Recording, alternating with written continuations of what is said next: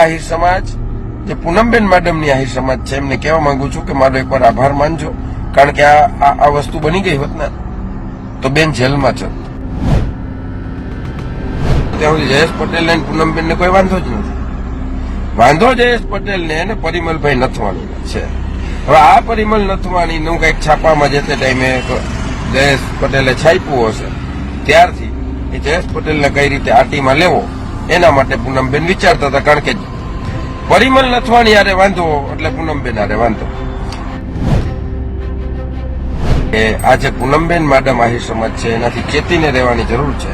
આની અંદર જે દાણિયાઓ છે એ દાણિયા બહુ ચતુર, લુચ્ચાઓ અને શિયાળ ટાઈપના છે. પૂનમબેનના વિરોધને છોડો, પૂનમબેનને પૂછ્યા વગર જો પાણી પણ પીશું તો પૂનમબેન અમારી રાજનીતિ ખતમ કરી દેશે. જો અમે વેપારી હશું તો અમારો વેપાર ધંધો પૂરો કરી દેશે. આ રીતે લોકોમાં એક ડરનો માહોલ ઉભો કરી દેવામાં આવ્યો છે. જય શ્રી કૃષ્ણ મિત્રો, હું સંજય આહિર, જય દ્વારકાધીશ. દોસ્તો, વાત કરવી છે કે જયારે જામનગરની અંદર પાટીદાર સમાજના એક જ પરિવારના 21 સભ્યોએ જયારે એવી જાહેરાત કરી કે અમે આત્મહત્યા કરી રહ્યા છીએ પૂનમબેન મેડમના ત્રાસથી, ત્યારે આ છાપામાં આવ્યું અને ઘણા લોકોએ મને ફોન કર્યા કે ભાઈ આમાં હકીકત શું છે. ત્યારે હું આયોજનમાં વ્યસ્ત હતો એટલે મેં કીધું 2 દિવસ પછી આપણે વાત કરીશું, માંડીને વાત કરીશું. અમારા એની સાથે સાથે બીજી વાત એ છે કે અમારે જે જામનગર છે એમને જામનગરની અંદર 2 આહિર સમાજ વસે છે. હવે 2 આહિર સમાજ જે વસે છે કઈ રીતે વસે છે કે એક આહિર સમાજ છે કે જે પવિત્ર, સાત્વિક અને સમાજનું વિચારવા વાળો વર્ગ છે, જેની અંદર ગરીબ વર્ગ છે, મધ્યમ વર્ગ છે અને પૈસાદાર વર્ગ પણ છે. એક સમાજ છે એ સમાજ છે એ 90%માં છે. એક સમાજ 10%માં છે જેનું નામ છે પૂનમબેન મેડમ આહિર સમાજ.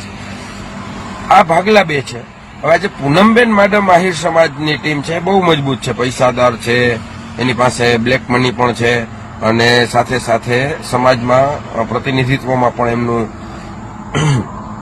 ખૂબ પ્રમાણમાં એ લોકોનું ધ્યાન છે કે એ લોકો શું સમાજમાં પૈસાને બહુ આપતા હોય એટલે સમાજમાં એનું વર્ચસ્વ હોય અમુક જગ્યાએ. એટલે અમુક જગ્યાએ જે વર્ચસ્વ છે અને આ જે પૂનમબેન મેડમ આહિર સમાજ છે એમના લીડર કોણ છે ખબર છે? એના લીડર પાછા પરિમલભાઈ નથવાણી છે. એ આખી ચેનલ છે જે ચેનલ સમાજને અંદરથી ખોખલી કરી રહી છે. પરંતુ અત્યારે હું પૂનમબેન મેડમ આહિર સમાજ છે એમને કહેવા માંગુ છું કે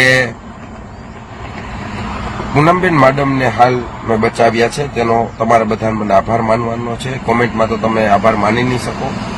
રૂબરૂ ક્યારેક મળશો તો મને માની લેજો આભાર. કારણ કે હાલ એમને જેલ જતા પણ બચાવ્યા છે અને હાલ મેં સાથે સાથે 21 પરિવારોના જીવો પણ બચાવ્યા છે. એનું કારણ છે દોસ્તો કે જયારે આ પાટીદાર પરિવાર જે છે એ જયેશ પટેલનો પરિવાર છે.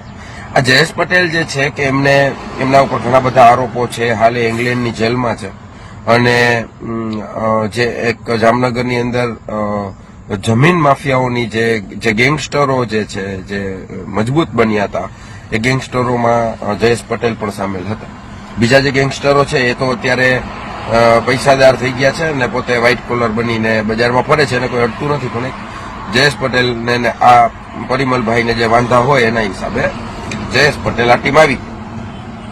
આજે જયેશ પટેલ આ ટીમ આવી ગયા પછી જયેશ પટેલનું આ કોઈ કઈ ઉખેડી ના થઈ ગયું. કેમ કે જયેશ પટેલ ઇંગ્લેન્ડ વયો ગયો અને ત્યાં એને શરણાગતિ ઇંગ્લેન્ડમાં લઈ લીધી અને પછી ઇંગ્લેન્ડની કોર્ટ એમને ત્યાં ઇંગ્લેન્ડમાં જ રહેવા માટે, જેલમાં રાખવા માટેની મંજૂરી ને જેલમાં રાખ્યા ને બધું સરકાર સામે એ લોકોની ફાઇટ ચાલે છે. એમાં આપણે અત્યારે ડીપમાં અભ્યાસ કરેલો નથી. પરંતુ આમાં જે વિષય બન્યો એમાં જયેશ પટેલના પરિવારે મારો સંપર્ક કર્યો હતો કે સંજયભાઈ તમે એક સાચી વાત કરી રહ્યા છો જામનગરની અંદર, બાકી કોઈ અમારી વાત સાચી કરશે નહીં. અમે લોકો આત્મહત્યા કરવા જઈ રહ્યા છીએ. આ વિષયની એમને મને વાત કરી. એટલે મેં પૂછ્યું કે શું થયું, ત્યારે એમણે કહ્યું કે અમારા ઉપર જયેશને કંઈ આ લોકો કરી નથી શકતા. એટલે જયેશના ભાઈ ઉપર અને એમની સાથે અમારા આહિર સમાજના હાથલિયા ભાઈ, જયેશ પટેલના ભાઈ સાથે કોઈ છે એમને અને એમના ઉપર ખોટા કેસો કર્યા અને જે 1.5-2 વર્ષ પહેલા બનાવ બન્યો તો એના હમણાં કેસ કર્યા. એ કેસ પતી ગયા પછી જેલમાંથી છૂટ્યા પછી ફરીથી એ જે ધર્મેશ છે જયેશના ભાઈ એમના ઉપર ફરીથી એક ને એક કેસમાં બીજી વખત દવા પીવડાવી પેલા ભાઈને ને આ બધું નાટકો કર્યા ને એને ઉપર આ કર્યું. એનાથી વિશેષ એ છે કે પછી 5 વાગે ફરિયાદ લખાય અને 4:30 એમના ગામ જયેશ પટેલના ગામડે જઈને એમના મમ્મી પપ્પાને પટ્ટા મારવામાં આવે.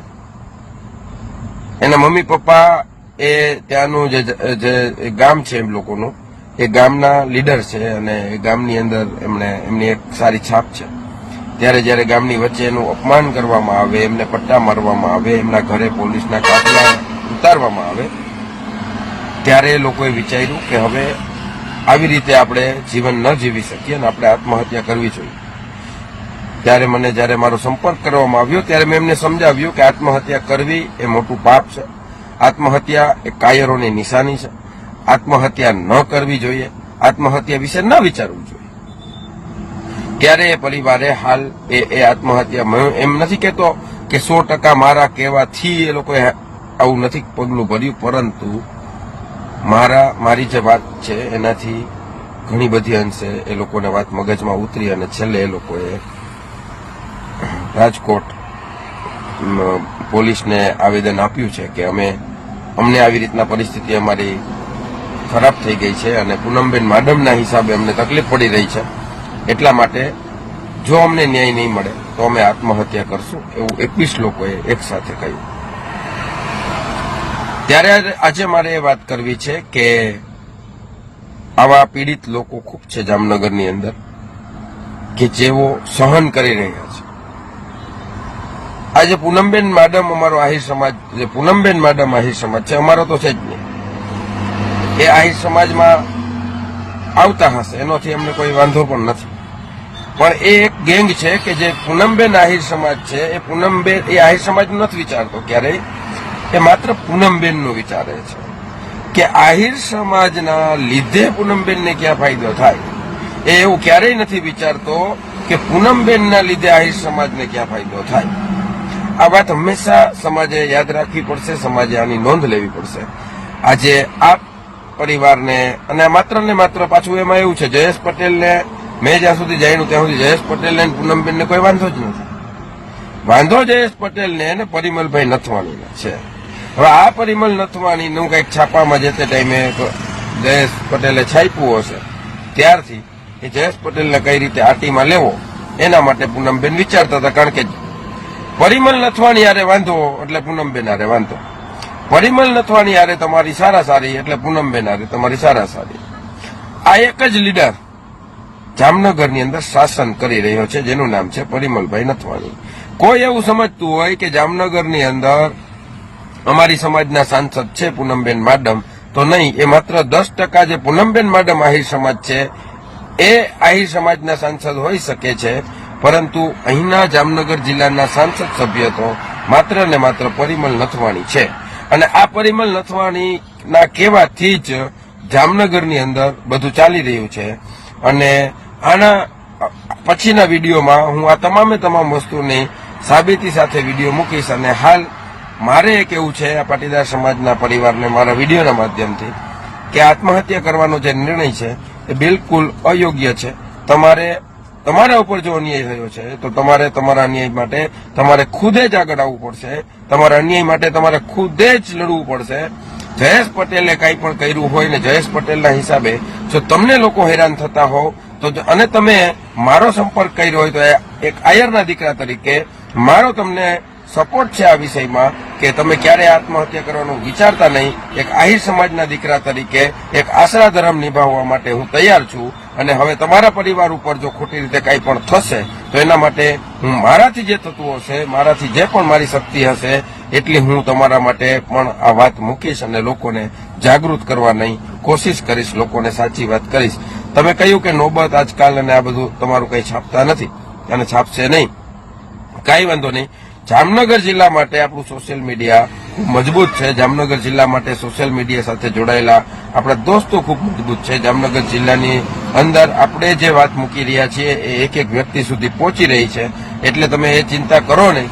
પરંતુ હા, તમારે તમારા ઉપર જે પૂનમબેન અતિક્રમણ કરી રહ્યા છે, પરિમલ નથવાણી અતિક્રમણ કરી રહ્યા છે, તો આ વાત ગુજરાતના મીડિયા સુધી પહોંચાડવી જોઈએ. એમને પણ આ વાતનો ખ્યાલ આવે કે અહીંયા જામનગરની અંદર એક પરિમલ નથવાણી નામના વ્હાઇટ કોલર એક ગુંડા છે કે જેમણે આ બધા જ કાવતરા કરી રહ્યા છે અને લોકોને દબાવવાની, ધમકાવવાની કોશિશ કરી રહ્યા છે. અને પરિમલ નથવાણીની જે ગુંડાગીરી છે એ ગામડાની અંદર ગામડા સુધી પહોંચી રહી છે. પરિમલ નથવાણીની ગુંડાગીરી એટલા માટે ગામડા સુધી પહોંચી રહી છે કારણ કે એમની પાસે પૂનમબેન જેવા એક જેને કહેવાય ને કે એ કયો શબ્દ યુઝ કરી શકાય એ છે.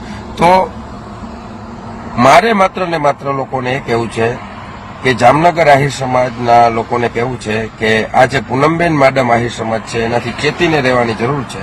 આની અંદર જે દાણિયાઓ છે, દાણિયા બહુ ચતુર, લુચ્ચાઓ અને શિયાળ ટાઈપના છે, જે સમાજને કોતરી રહ્યા છે, જે આપણી આહિર સમાજને પણ ખાઈ રહ્યા છે. આ લોકોથી ખરેખર ચેતીને રહેવાની જરૂર છે. આહિર સમાજની અંદર રાજનીતિ ઘુસાડી દીધી છે. આહિર સમાજનું શોષણ થઈ રહ્યું છે. આહિર સમાજની જે લીડરશીપતા ખતમ કરી નાખી છે. આહિર સમાજના લીડરોને પૂરા કરી નાખ્યા છે. આહિર સમાજનું રાજનીતિને પૂરી કરી નાખી છે. માત્ર ને માત્ર એક પૂનમબેન જ આહિર સમાજની અંદર પ્રતિનિધિત્વ કરે, માત્ર ને માત્ર પૂનમબેન કે એમ જ આહિર સમાજ કરે, આવું વાતાવરણ ઊભું કરી દીધું છે. આ બિલકુલ અયોગ્ય છે.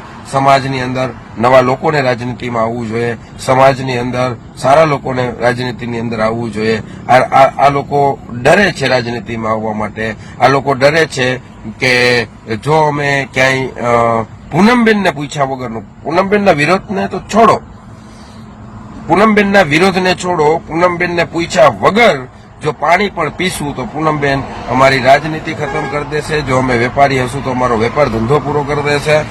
આ રીતે લોકોમાં એક ડરનો માહોલ ઉભો કરી દેવામાં આવ્યો છે. અને જે પૂનમબેન આહિર સમાજ જે છે એ પૂનમબેન આહિર સમાજનું કામ 24 કલાક એક જ હોય છે કે પૂનમબેનની સામે જે કોઈ તાકાતથી વાત કરે, પૂનમબેન માડમની સામે જે સાચી વાત કરે એને સમાજની અંદર કેમ પાડી દેવો, એને સમાજમાંથી કેમ અલગ કરી દેવો, અને એના બધા જે પ્લાનિંગ છે એ બહુ ખતરનાક છે. હું જોઈ રહ્યો છું. મારા માટે કાંઈ નથી ભાઈ.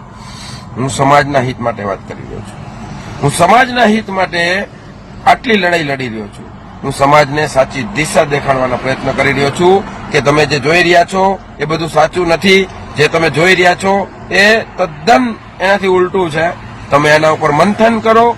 સમાજની અંદર કાંઈ કોઈ યારે વાત ના કરો તો કાંઈ નહીં, પોતાની આત્મા સાથે પૂછો કે આ શું છે, આ કઈ રીતના શું સાચું છે. આજે આહિર સમાજના વ્યક્તિ ઉઠીને કોઈ લોકોને 21 લોકોને આત્મહત્યા કરવી પડે. અરે ભાઈ, જયેશ પટેલ અરે પરિમલભાઈને દુશ્મની હશે એનું કામ કરે ને ભાઈ. તમારે દુશ્મની હશે જયેશ પટેલ ઉપર ઉતારો ને. એના ઘરના શું કરે ભાઈ? એના માતા પિતા શું કરે? એના વૃદ્ધ માતા પિતા ઉપર પોલીસને કહીને પટ્ટા મરાવવાના. આ તમે કઈ રીતે પોતાની જાતને આહિર કહો છો પૂનમબેન માડમ?